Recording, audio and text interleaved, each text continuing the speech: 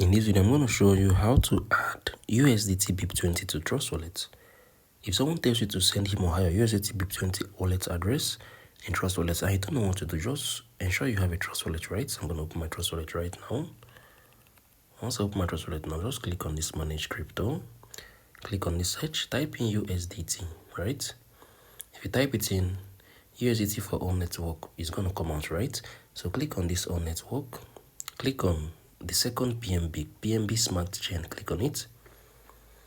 Once you have clicked on it, you can see this one, right? This one here, just click on it. This is it. This is the BNB, this is the USDT BEP20, right? So go back. So this is it. You can look at it at the top, right? USDT BEP20. So this is how you can add USDT BEP20 to your Trust Wallet. If you want this video, share your thoughts below in the comment section. Thank you for watching, Drew. I'll see you in the next video.